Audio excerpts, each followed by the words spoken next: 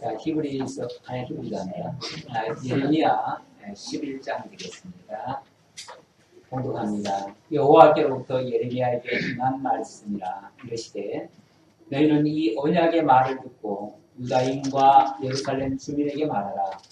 그들에게 이르기를, 이스라엘의 하나님 여호와께서 이와 같이 말씀하시되, 이 언약의 말을 따르지 않는 자는 저주를 받을 것이니라. 이 언약은 내가 너희 조상들을 새 풀무 애굽 땅에서 이끌어내던 날에 그들에게 명령한 것이라. 곧 내가 이르기를, 너희는 내 목소리를 순종하고 나의 모든 명령을 따라 행하라. 그리하면 너희는 내 백성이 되겠고 나는 너희의 하나님이 되리라. 내가 또 너희 조상들에게 한 맹세는 그들에게 젖과 꿀이 흐르는 땅을 주리라 한 언약을 이루리라 한 것인데, 오늘이 그것을 증언하느니라 하시기로 내가 대답하여 이르되 아멘 여호와여 하였노라. 아멘. 자, 5절까지 읽겠습니다. 자, 예레미야 11장부터는 징계를 통한 예언이 되겠습니다. 예레미야가 거의 절반은 선민 유수에 대한 예언입니다. 선민을 먼 나라로 포로 잡혀가게 한다 그 말이에요. 유수라고 표현한 거는 죄값으로 간다고 말이에요. 그냥 예를 들어 그냥 포로로 간다고 하면 억울하게 우리가 당하는 겁니다. 그렇죠? 근데 유수라는 것은 우리가 억울하게 당하는 게 아니고 마땅히 죄값이 있어서 죄값에 팔려가는 것을 유수라고 해요. 그러니까 이스라엘 백성들이 잡혀가는 것은 그냥 단순한 포로가 아니라 죄값으로 징계받는 거예요. 징계받는 거니까 이거는 피할래야 피할 수 없는 하나님이 정한 그 테두리 안에 들어있는 거예요. 그래서 이거는 나중에 보면요 뭐라고 그러냐면 이것 때문에는 기도도 하지 말래요.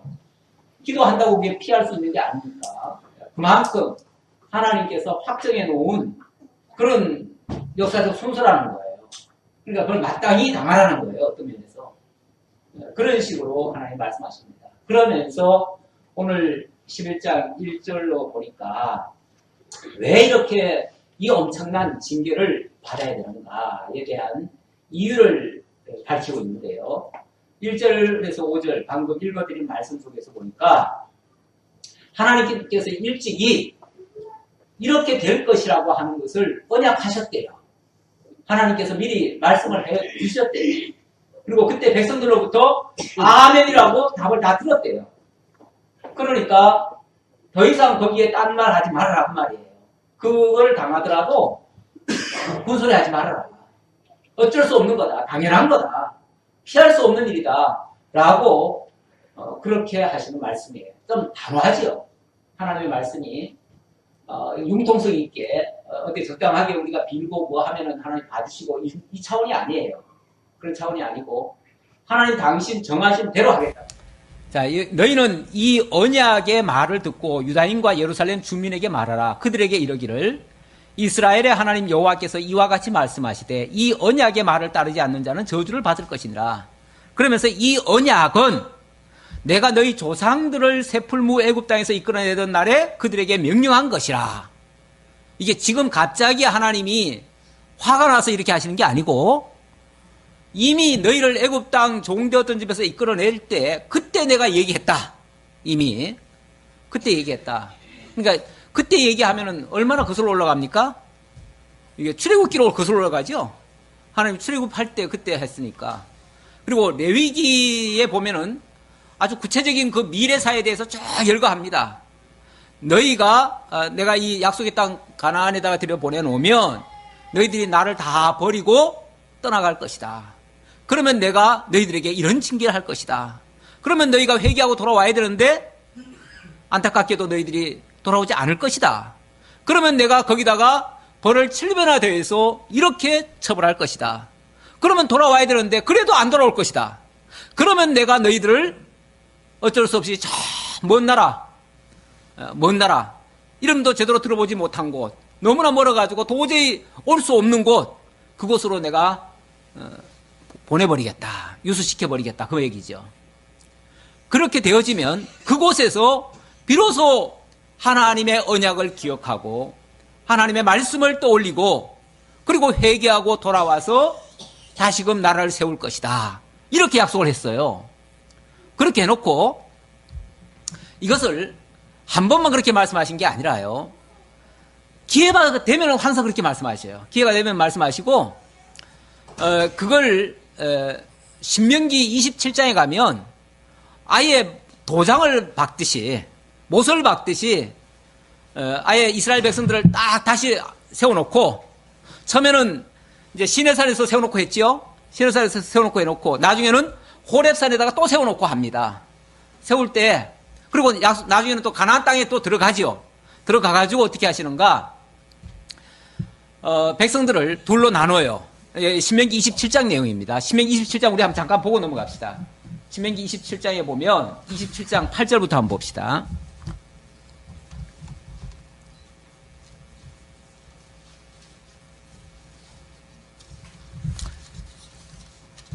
신명기 27장 8절 너는 이 율법의 모든 말씀을 그 돌들 위에 분명하고 정확하게 기록할지니라. 모세와 레위 제사장들이 온 이스라엘에게 말하여 이르되 이스라엘아 잠잠하여 들으라. 오늘 내가 내 하나님 여호와의 백성이 되었은즉 그런즉 내 하나님 여호와의 말씀을 청종하여 내가 오늘 내게 명령하는 그 명령과 규례를 행할지니라.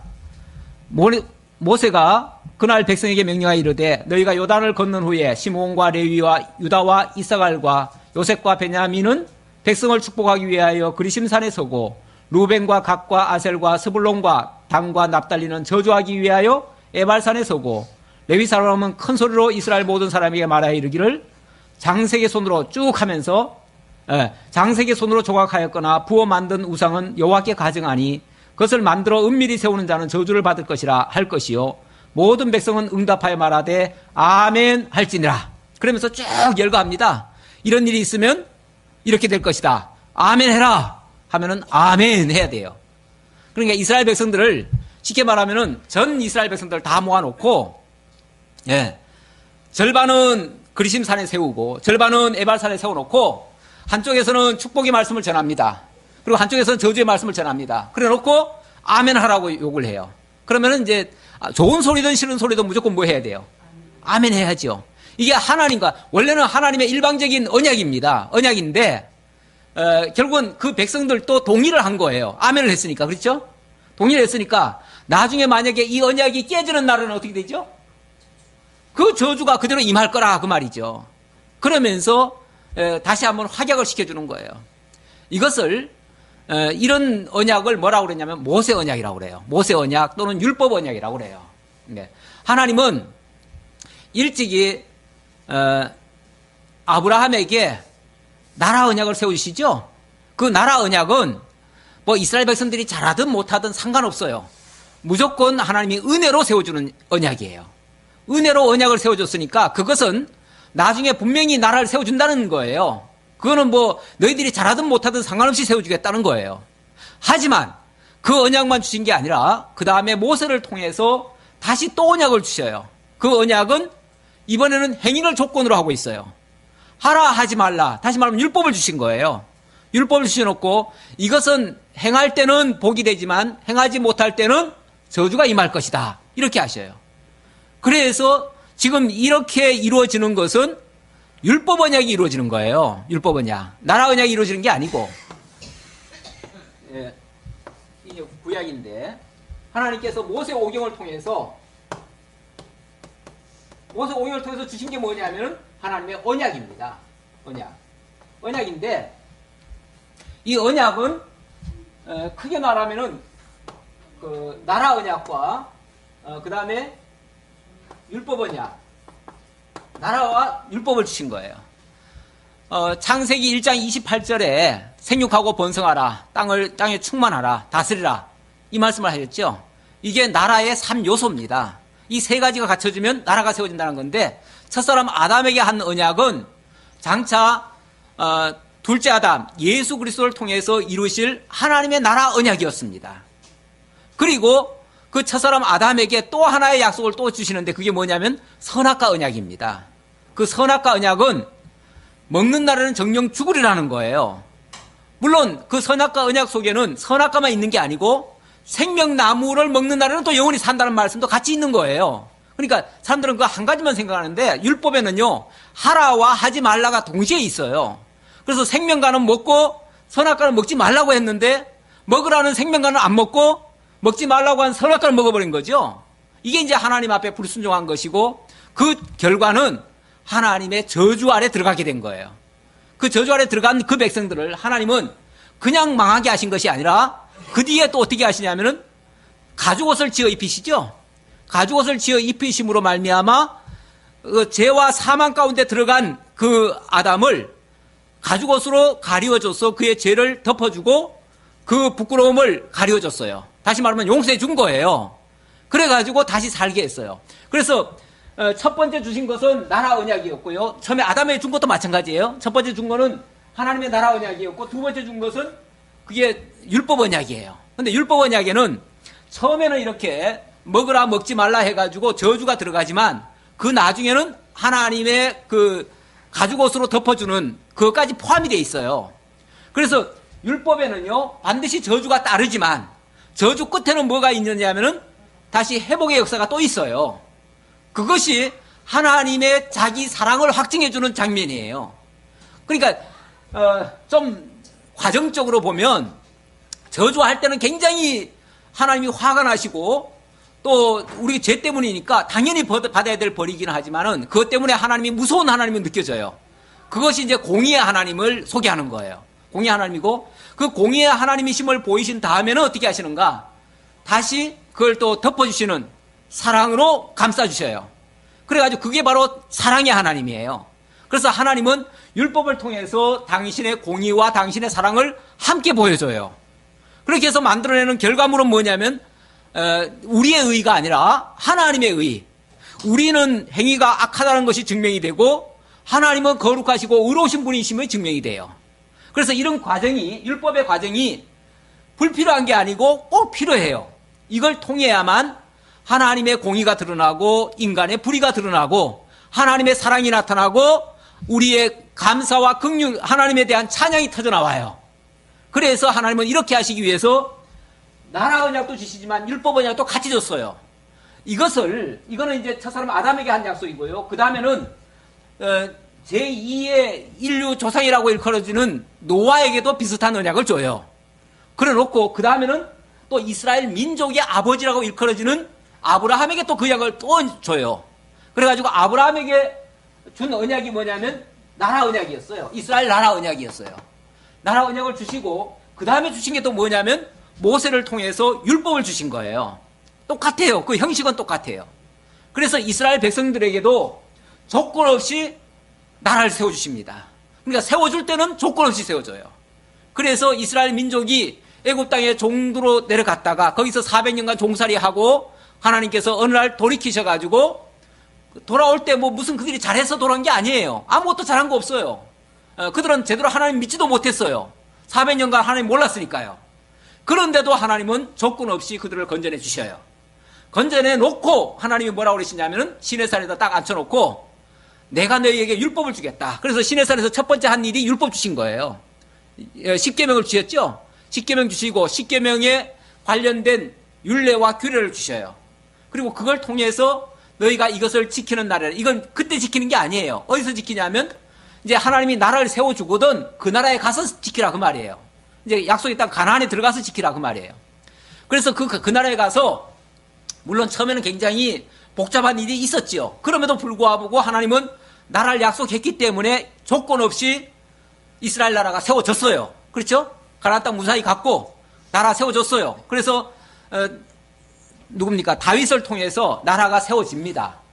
그랬는데 문제는 그때부터 이스라엘 백성들이 율법을 어기기 시작합니다. 하나님을 떠나기 시작합니다. 우상을 섬기기 시작합니다. 한마디로 이 율법 언약을 다 어긴 거예요. 어겼으니까 어떻게 해요? 어겼으면은 하나님이 징계를 받아야죠. 그래서 지금 이사야, 예레미야 바로 선지서는요. 그 율법 언약을 어긴 거에 대한 하나님의 역사 섭리들이에요. 역사서는 구약의 성경이 네 가지로 구분되어 있어요.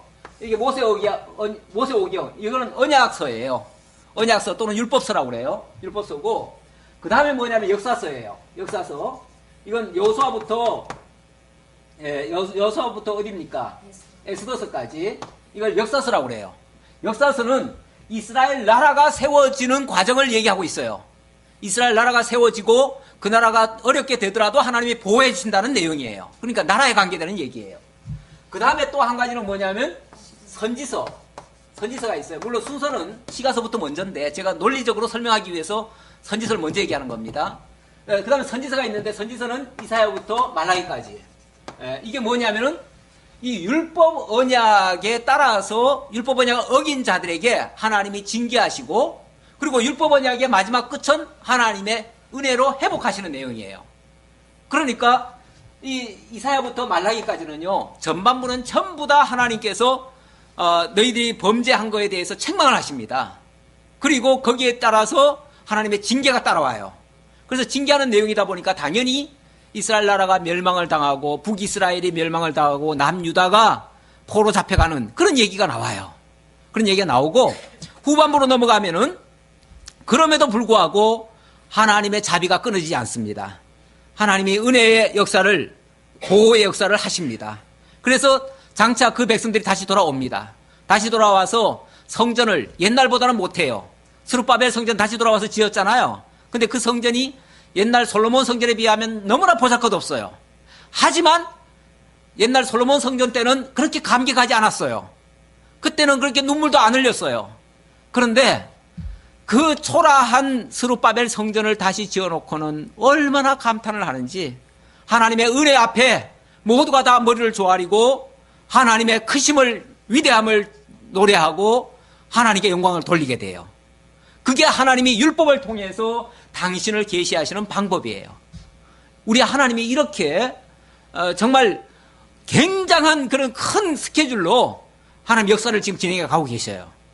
근데 그거를 모르는 인생들은 당장 하나님이 뭐 우리를 사랑하신다면서, 하나님이 우리의 아버지시라면서, 하나님이 우리의 남편이시라면서 왜 자기 자녀들을 이렇게 고통받는데도 내버려 두시는가? 과연 하나님은 살아계신가? 살아계시다면 어떻게 이렇게 하실 수 있는가 하고 원망을 터뜨리죠. 그게 초반에 나오는 원망의 내용들이에요. 백성들의 원망. 심지어 그것을 선지자조차도 한편으로는 이해를 했다가 하나님의 뜻을, 하나님의 그 경고를 보여주니까 하나님이 그렇게 하시겠구나라는 그 내용까지는 알겠어요. 그러나 왜 하나님이 꼭 이런 방법으로 하셔야 되는가 하는 그 현실적인 해석이 안 떨어져요. 얼른 안 떨어지니까 선자들마저도 하나님 우리를 사랑하신다면서 왜 이러십니까 하고서 하나님 앞에 원망하지요. 심지어는 하나님 앞에 막 따져 묻지요. 그 대표적인 사례가 하박국의 이야기 아닙니까? 하나님, 우리가 범죄해가지고 징계받는다는 건 알겠는데, 아니 그렇다고 해가지고 우리보다 더 나쁜 놈들을 통해서 왜 우리를 징계하십니까? 그렇게 얘기를 하잖아요. 이게 공평한 겁니까? 공평하다면 죄의 경중에 따라서 제일 나쁜 놈은 제일 많이 벌하고 좀 덜 나쁜 놈은 덜 벌어야 되잖아. 그렇죠? 그런데 아무리 우리가 나쁘기로서니 저 바벨론보다도 더 나쁩니까? 근데 왜 바벨론은 흥하게 하시고 우리는 망하게 하십니까? 그 악한 자를 동원해가지고 우리를 징계하시는 게 이게 말이 됩니까? 하고 하박국도 따져 묻잖아요. 우리 믿는 사람들도 때때로 우리가 하나님을 잘 믿고 하나님대로 말씀대로 살려고 노력하는데 왜 하나님이 우리한테 이렇게 어려움 주십니까? 이러실 수 있습니까? 하고 가끔씩 따져 묻는 경우가 있지요. 바로 그와 같은 이치죠. 그런데 현상만 보면은 원망이 터져나올 수 있습니다. 그러나 하나님이 그 일을 통해서 당신이 하고자 하는 그 계획을 안다면 그 원망할 이유가 없는 거죠. 왜냐하면 지금 당장 눈앞에 보이는 게 전부가 아니에요. 이걸 통해서 하나님 당신의 존재와 당신의 능력과 당신의 자비하심과 당신의 그 사랑과 은혜를 다 보여주려는 거예요. 그걸 전부 다 통틀어서 뭐라고 그러냐면 하나님의 영광이라고 그래요. 그 영광을 하나님이 보여주시고 그 영광을 우리로 하여금 깨달아서 그분을 찬양하게 만들려는 거예요. 그분께 영광을 돌리고, 그래야 그분이 전능하신 분이고 그분이 말씀대로 이루시는 분이고, 그래서 우리가 이 말씀을 믿는 거 아니겠어요? 하나님이 말씀 그대로 하신다는 걸 알아야 우리가 이 말씀을 그대로 이루어진다는 걸 믿고 살 거 아니에요. 예. 근데 하나님이 말씀은 내가 그렇게 했지만은 내가 어떻게 설마 그렇게 할 수 있겠냐. 그리고 만약에 그 말씀을 어겨가면서 하나님이 하신다면 뭐가 되죠? 그러면 그 말도 못 믿는 거죠. 좋게 하신다는 말씀도 못 믿는 거죠. 그렇죠? 예. 그러니까 이게 우리한테 유불리를 따지지 말고, 예. 유불리를 따지지 말고 하나님의 계획대로 하신다는 것을 우리가 믿어야 되는 거예요. 자꾸 우리 입장에서만 생각하지 말고, 예. 하나님의 말씀은 절대 우리 기준으로 판단하면 안 돼요. 하나님이 본 의도가 뭐냐, 하나님의 계획이 뭐냐, 무슨 목적으로 하나님께서 이 일을 하시느냐, 그걸 보셔야 되는데 그것만 안다면 아무리 극한 상황을 만나더라도 그게 절망의 상태가 아니라 우리에게 소망을 주시는 말씀이 될 수 있다. 그래서 성경을 제대로 알아야 된다. 알아야 그 이면에서 역사하시는 하나님까지를 알아야 우리가 현실을 제대로 이해를 하고 해석을 하고 힘있게 사랑할 수 있다. 그런 얘기죠. 예. 그래서 지금 다시 한번 하나님은 이 율법, 내가 너희들에게 이 율법 줬다, 이 언약 했다, 그걸 다시 한번 강조합니다. 제가 아까 이 얘기 잠깐 하다 말았는데 마지막이 이제 찬양서죠. 찬양서, 시가서, 찬양서죠. 그래서 하나님이 나라 언약대로 역사를 진행해 주시고 율법 언약대로 그 예언하시고 또 이루어지시는 그 역사를 보면서 하나님의 전능하심과 주권적인 것과 하나님의 영원하심과 하나님의 자비로우심, 이런 것들에 대한 찬양이 바로 욥기서부터 아가서까지예요. 예, 이렇게 해서 이스라엘 민족으로 하여금 찬양하게 만들어요. 결론적으로. 예, 그렇게 하듯이, 자, 그래서 하나님은 어떤 역사, 현실은 지금 도저히 사실은 받아들이기 어려운 현실이에요. 이게 지금 이 본문 11장의 말씀이, 왜냐하면 하나님이 이스라엘 나라를 지금 뭐 하겠다는 거예요? 예, 지금 저 멀리 바벨론에다 지금 팔아버리겠다는 얘기 아니에요. 그 먼 나라로 다시는 돌아올 수 없는 그런 나라, 물론 나중에는 돌아오게 하십니다. 하지만은 현실적으로 보면 도저히 회복될 것 같지 않은 그런 환경에다가 하나님이 그냥 던지는 거 아니에요. 예. 마치 시궁창에다 쳐넣는 거라 같잖아요. 그런 것을 당하는 입장에서는 정말 이해하기 힘들어요. 이해하기 힘드니까 왜 하나님 이러십니까? 라고 따질 수 있잖아요. 그런 자들에게 말문을 막으시느라고 하나님께서 내가 언약대로 하는 거야, 그 말이에요. 언약대로 하는 거야. 내가 너희들에게 이렇게 약속하지 않았느냐? 그런데 약속대로 이루는데 뭐가 잘못이냐, 그 말이죠. 우리 예수님의 그 비유에서 보면은 그런 얘기가, 물론 조금 상황은 다른 얘기인데, 예수님 비유에 보면은 그 포도원에 농부를 집어넣잖아요. 집어넣는데 아침에 오는 사람 한 데나리온 주겠다라고 하고 저녁 늦게 오는 사람도 한 데나리온 준다고 하잖아요.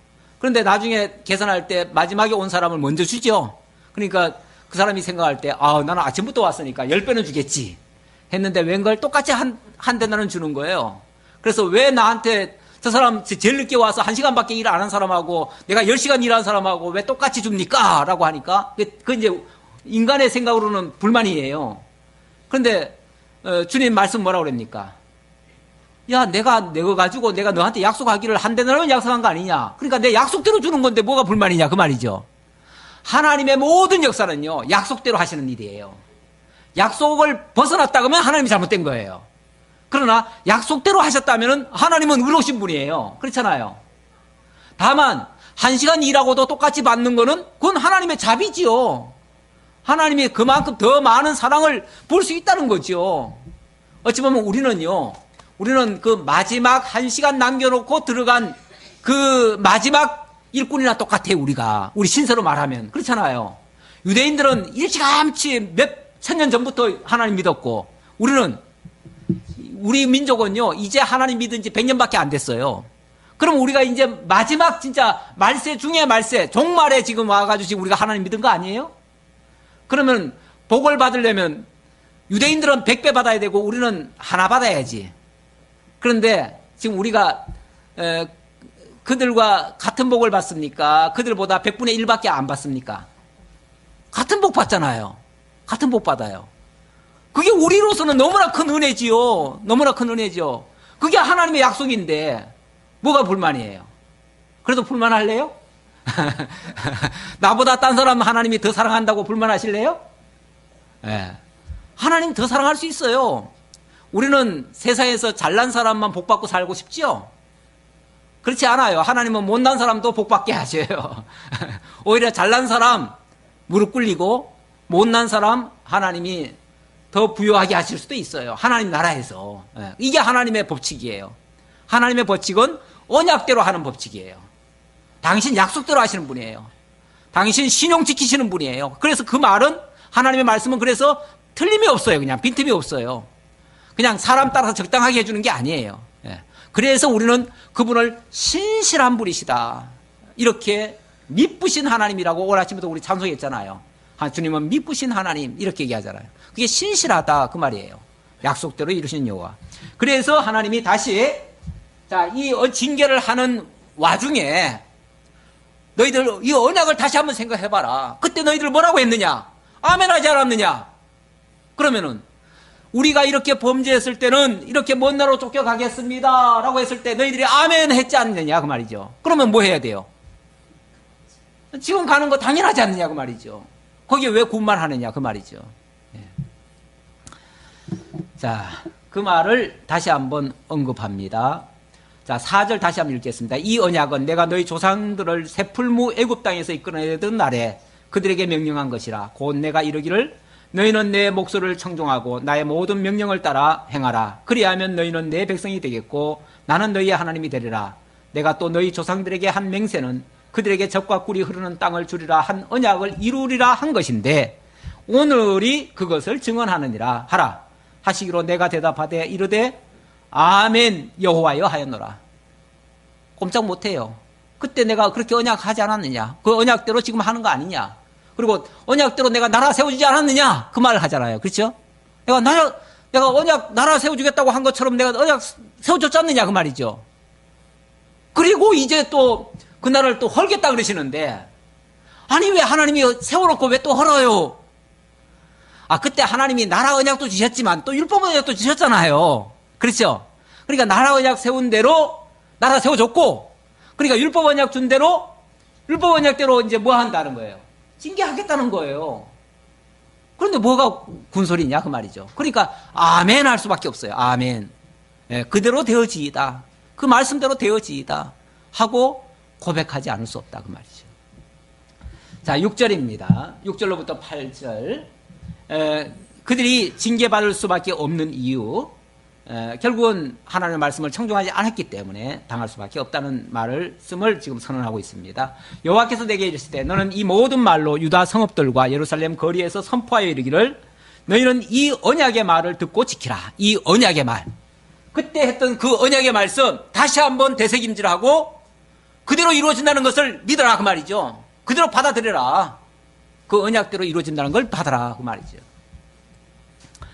내가 너희 조상들을 애굽 땅에서 인도하여낸 날부터 오늘까지 간절히 경계하며 끊임없이 경계하기를 너희는 내 목소리를 순종하라 하였으나 그때 하나님이 언약을 해주시고 율법 언약 주시고 그 율법 언약대로 지키라고 얼마나 많은 선자를 통해서 얘기했느냐 그 말이죠. 근데 너희들 지금까지 안 지켰지 않느냐. 안 지켰으면 그러면은 그 언약대로 가야 되는 거지 그 말이죠. 하였으나 그들이 순종하지 아니하며 귀를 기울이지도 아니하고 각각 그 악한 마음에 완악한 대로 행하였으므로 내가 그들에게 행하라 명령하였어도 그들이 행하지 아니한 이 언약의 모든 규정대로 이 언약의 모든 규정대로 빈틈없다는 거예요. 뭐 딴 거 한다는 게 아니에요. 하나님이 너희들 죄 지었으니까 내가 벌 주겠다 이 말이 아니에요. 언약이 그랬었다 그 말이에요. 언약에 여러 가지 규정들이 있었는데 그 규정에 보면 이 규정도 있다 그 말이에요. 그러니까 하나님은 그 규정대로 하시겠다 그 말이에요. 하나님 규정대로 했는데 뭐 할 말이 있냐 그런 거죠. 규정대로 그 사람들에게 그들에게 이루게 하였느니라 하라. 그러니까 앞으로 무슨 일이 벌어진다고 해도 그게 무슨 뜻밖의 일이 아니고요. 하나님이 정한 일이에요. 규정한 일이에요. 그리고 언약했던 일이에요. 남 탓할 수 없어요. 누구 핑계 댈 수 없어요. 누구 때문에 망했다고 할 수도 없어요. 각자가 하나님의 말씀을 안 들은 거예요. 안 들었기 때문에 결국 율법의 언약이 잊혀졌기 때문에 그래요. 물론 뭐 원인으로 따지면요. 지난번에 쭉 얘기했죠. 원인으로 따지면은 지도자가 제일 큰 책임이 있어요. 지도자가 언약의 말씀을 늘 상기를 안 시켜줬어요. 그리고 백성들도 듣기를 싫어했어요. 한마디로 듣고 싶은 소리만 듣고 싶었어요.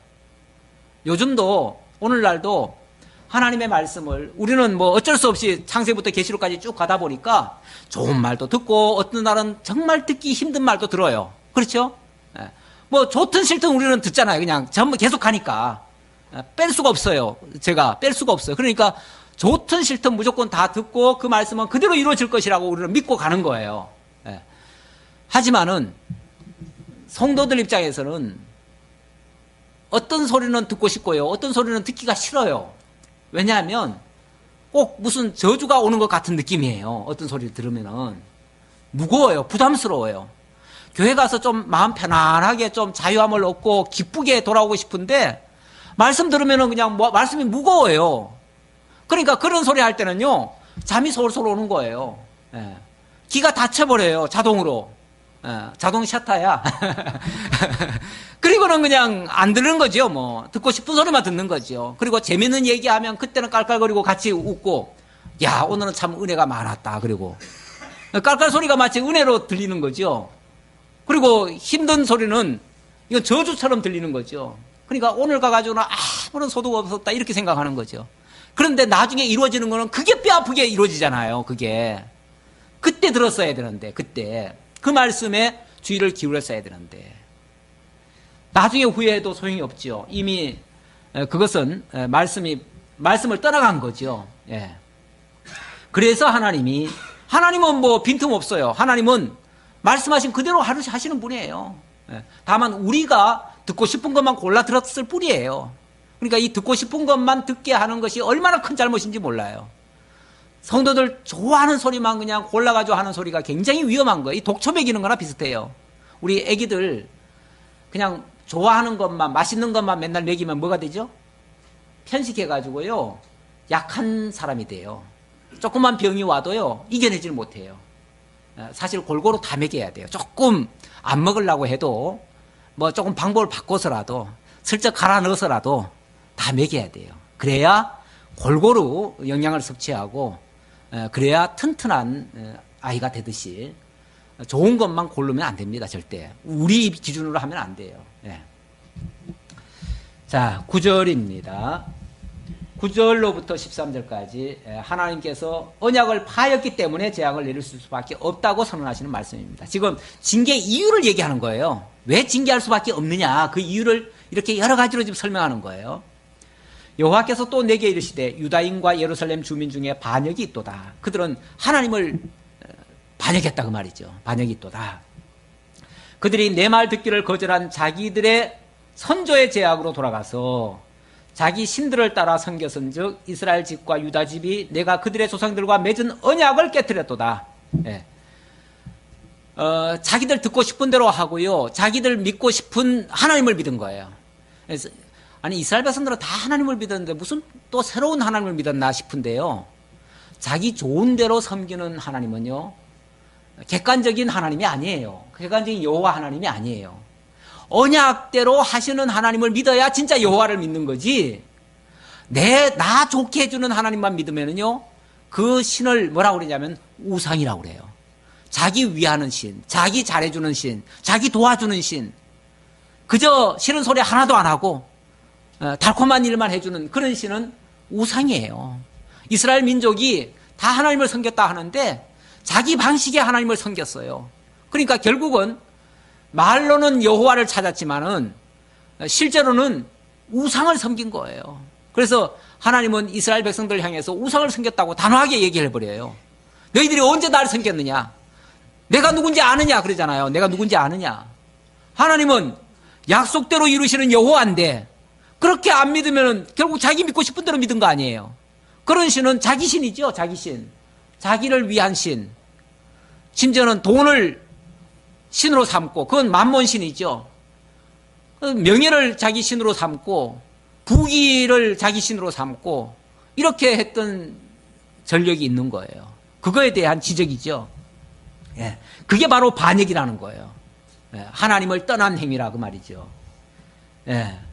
그래서 바로 이스라엘 집과 유다 집이 내가 그들의 조상들과 맺은 언약을 깨뜨렸도다.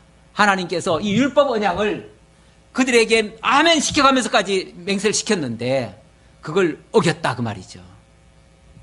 그러므로 나 여호와가 그들에게 이와 같이 말하노라. 보라, 내가 재앙을 그들에게 내리리니 그들이 피할 수 없을 것이라. 그들이 내게 부르짖을지라도 내가 듣지 아니할 것인즉 유다 성읍들과 예루살렘 주민이 그 분향하는 신들에게 가서 부르짖을지라도 그 신들이 그 고난 가운데서 절대로 그들을 구원하지 못하리라. 유다야, 내 신들이 내 성읍의 수와 같도다. 너희가 예루살렘 거리의 수대로 그 수치스러운 물건의 제단 곧 바알에게 분향하는 제단을 쌓았도다. 그들이 엉뚱한 것만 자꾸 추구했기 때문에 그거는 결국 바알에게 무릎 꿇은 거랑 마찬가지고, 그거는 자기들 섬기고 싶은 대로 섬겼으니까 그들의 수요도 엄청 많아요. 왜냐하면 갖가지 방식으로 자기들 원하는 대로 다 섬겼잖아요. 그러니까 하나님은 유일하신 하나님인데 자기들 마음대로 다른 신들을 섬겼으니까 그 신들한테 너희들 어려운 일 있으면 나한테 구하지 말고 그 신들한테 구해봐라. 그 신들이 도와주면 다행이고 안 도와주더라도 나 원망하지 말아라. 그 얘기죠, 하나님이. 자, 그 다음 14절로 재앙이 이미 선포됐기 때문에 더 이상 이 백성을 위해서는 기도도 하지 말라, 이렇게 명하십니다. 참 성경에는 기도하라는 말씀은 들어봤어도 기도하지 말라는 말씀은 잘 못 들어봤죠. 근데 오늘 주보에는 기도하라고 써놨는데 여기 본문에는 그래서 이런 일을 위해서는 기도도 하지 말래요. 14절 봅시다. 그러므로 나는 이 백성을 위하여 기도하지 말라. 너는 이 백성을 위하여 기도하지 말라. 그들을 위하여 부르짖거나 구하지 말라. 그들이 그 고난으로 말미암아 내게 불을 짖을 때에 내가 그들에게서 듣지 아니하리라.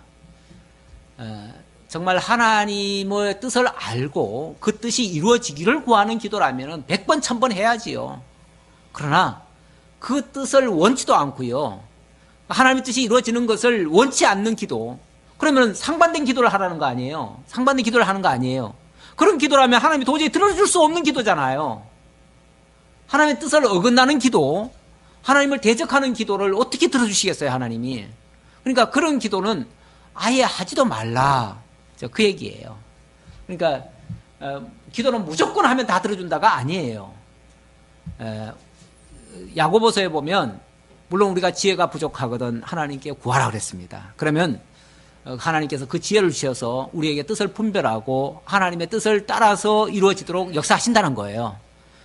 하지만 기도해서 만약에 이루어지지 않는다면 그건 하나님의 뜻대로 한 것이 아니고 내 욕심을 위하여 기도한 것이다 그래요. 그런 기도라면 하나님이 당연히 안 들어주시는 것이 정상이에요. 하나님도 무조건 들어줘야 할 의무가 없어요. 하나님도 그렇잖아요. 무조건 들어줘야 할 의무가 뭐 있어요? 자기 마음대로 쓰려고 하는 기도를 왜 들어줘야 돼요? 자기 욕심을 채우기 위해서 목사님 기도 좀 해주세요 그러면 내가 곤란하잖아요.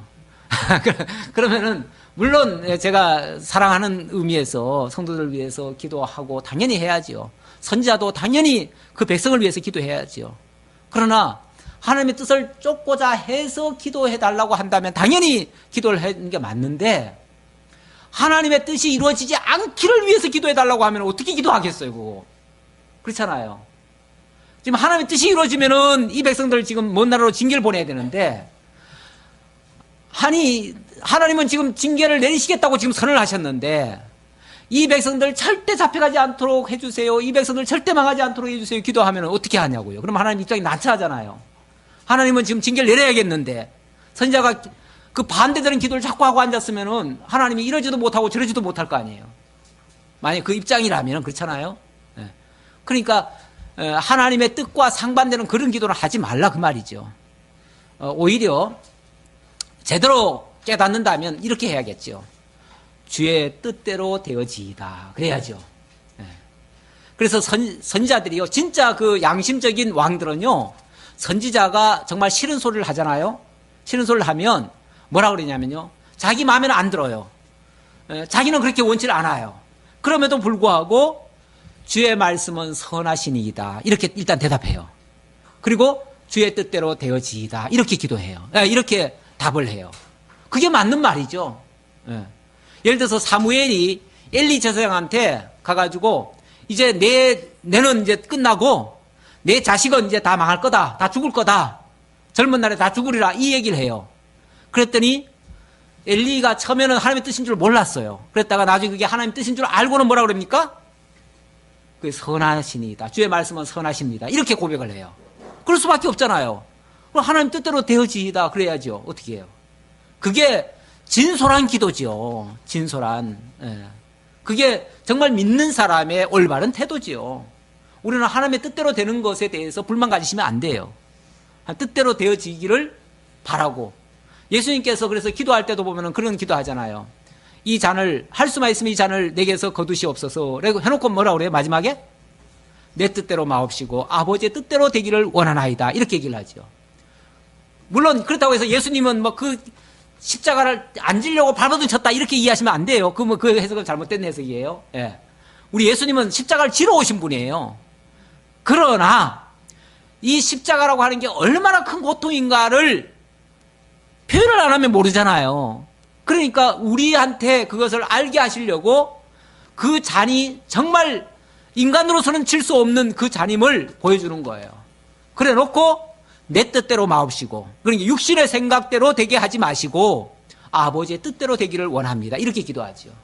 진짜 기도는 뭘 우리가 다 구할 수 있어요. 왜냐하면 우리가 뜻을 잘 모르니까, 하나님 뜻을 잘 모르니까 우리가 생각하고 우리가 원하는 기도를 다 할 수 있어요. 다 할 수 있는데 그래 놓고는 끝에 가서 내 뜻대로 마옵시고 아버지의 뜻대로 되기를 원하나이다 하면 아주 양심적인 기도죠. 그리고 되어진 결과는 아버지의 뜻대로 된 것으로 알고 감사하셔야죠.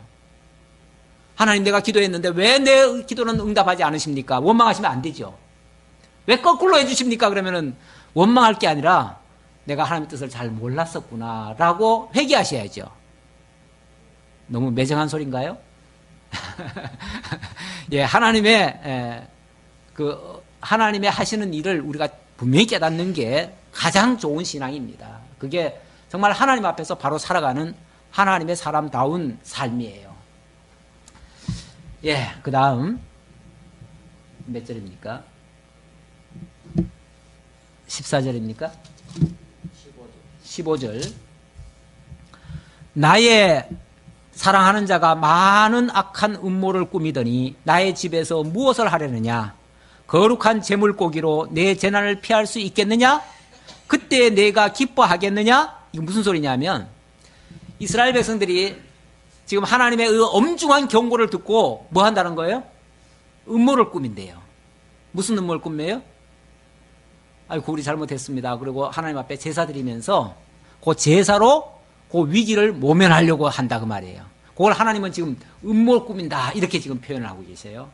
예. 얄팍한 수로, 그러니까 얄팍한 수로 하나님의 그 징계, 위기를 모면하려고 하는 그런 것은 올바른 자세는 아니라는 거죠. 예. 원래 제사는 목적이 뭡니까?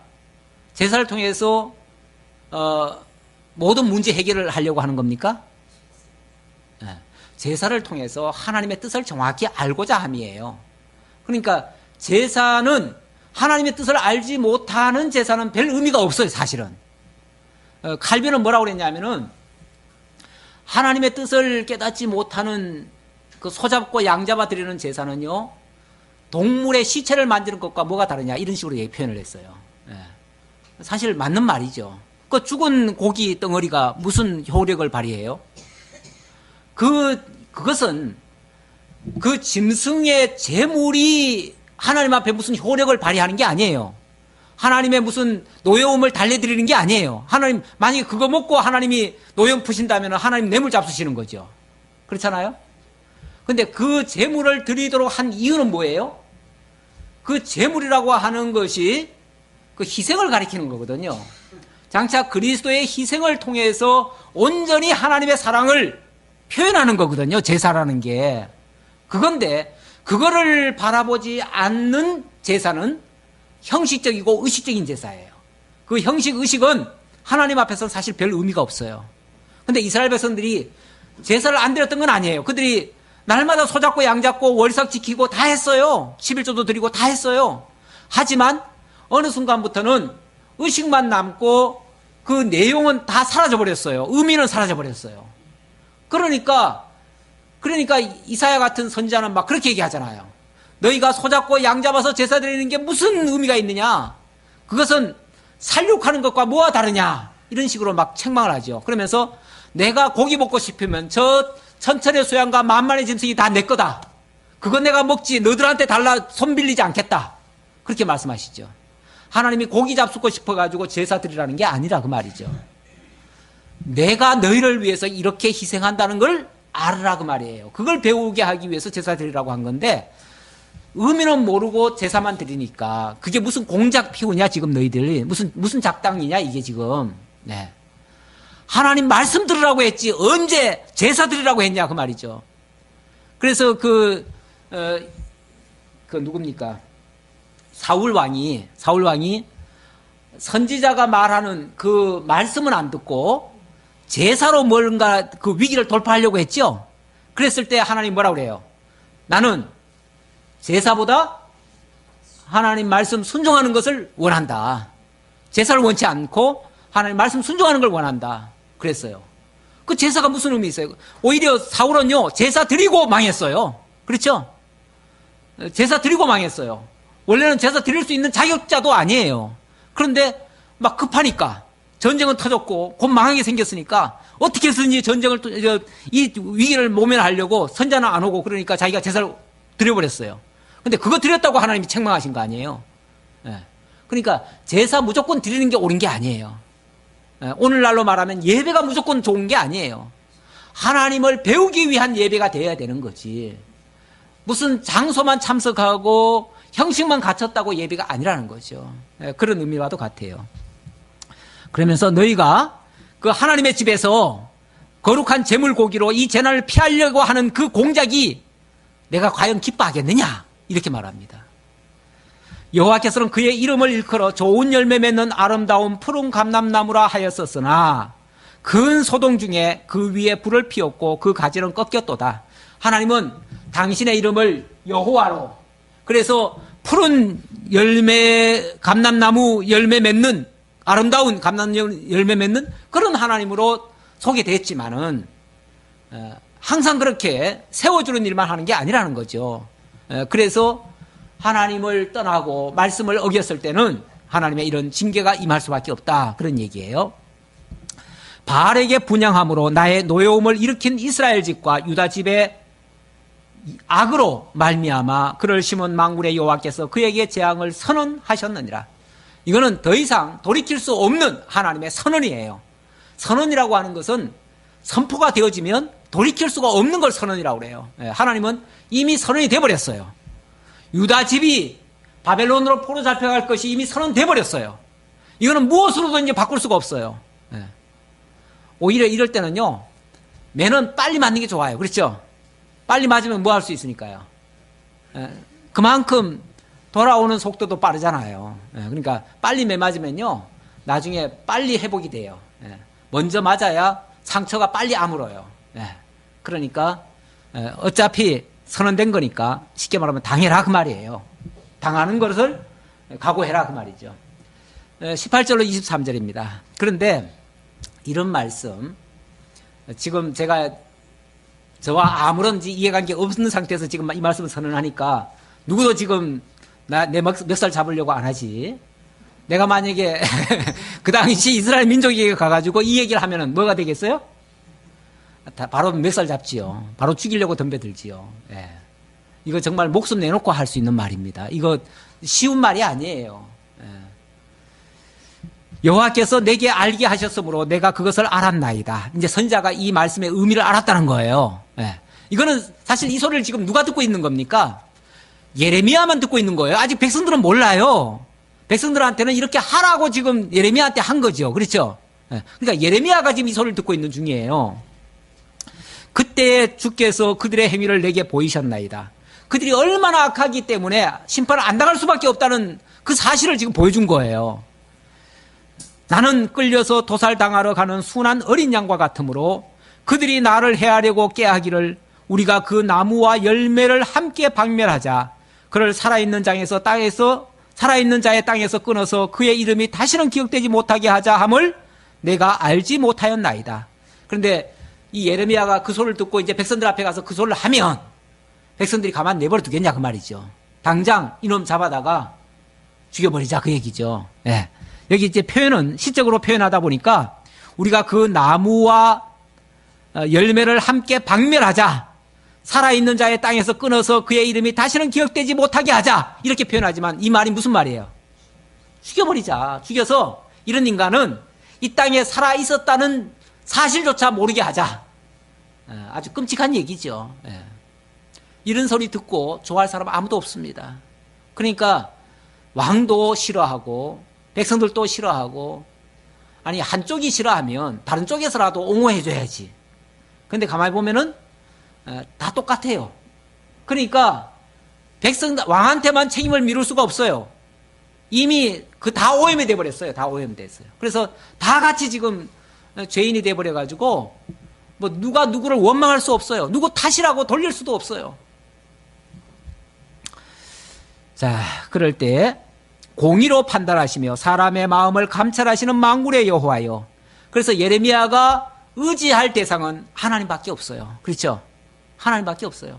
그래서 하나님께 호소하는 겁니다. 공의로 판단하시며 사람의 마음을 감찰하시는 만군의 여호와여, 나의 원통함을 주께 아뢰었사오니 그들에게 대한 주의 보복을 내게 보이리다 하였더니, 여호와께서 아나도 사람들에 대하여 이와 같이 말씀하시되 그들이 내 생명을 빼앗으려고 찾아 이르기를 너는 여호와의 이름으로 예언하지 말라. 두렵건대 우리 손에 죽을까 하노라 하도다.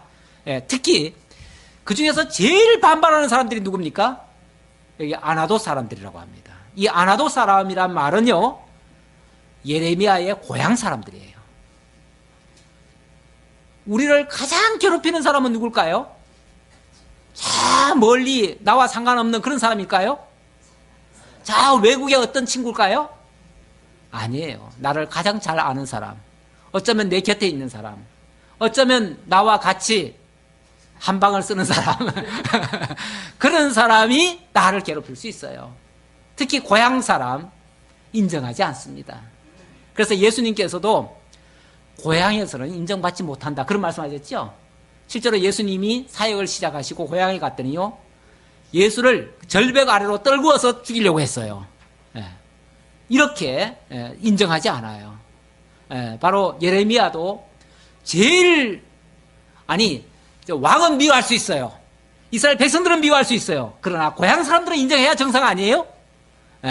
왜냐하면 고향 사람들, 아랍 사람들은 다 자기 친족이니까 그럼 인정해야 되는데 친족이 오히려 더 죽이려고 덤빈다니까요.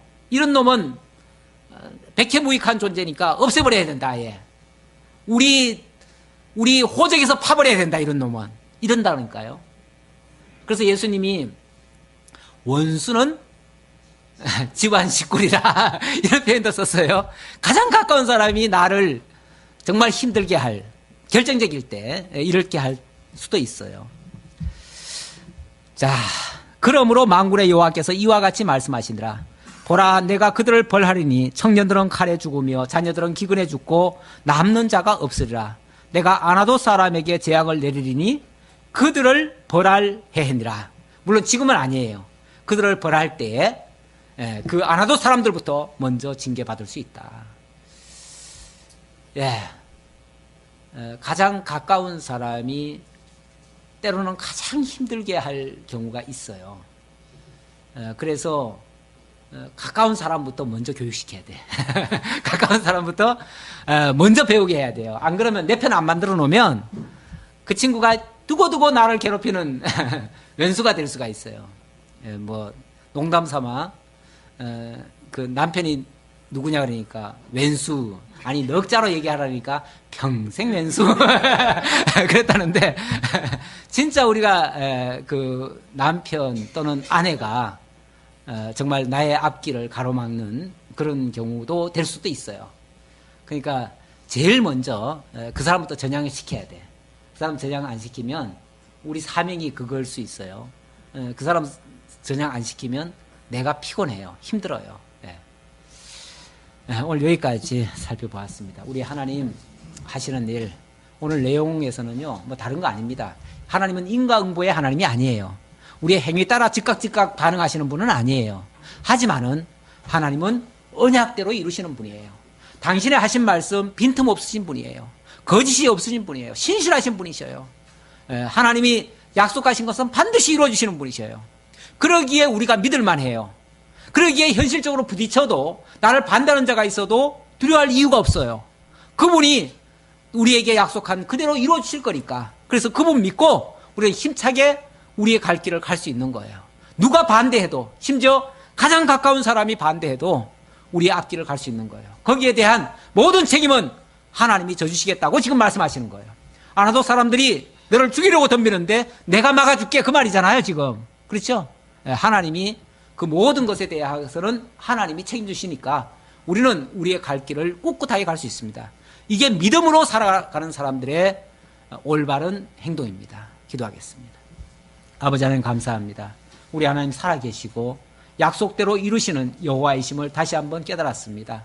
우리 삶 속에 당장의 어려움만 피하려고 하는 행동보다는 영원한 하나님의 계획과 하나님의 뜻과 하나님의 인도하심을 살피고 그 뜻대로 살아가는 신실한 하나님의 종들, 하나님의 자녀들 다 될 수 있도록 하시고 정말 그리스도께서 주시는, 그리스도를 통해서 주시는 그 복에 우리 함께 참여하고 그 기쁜 복음을 우리도 전파하는 그런 아름다운 복음의 메신저들이 다 될 수 있도록 함께 해 주옵소서.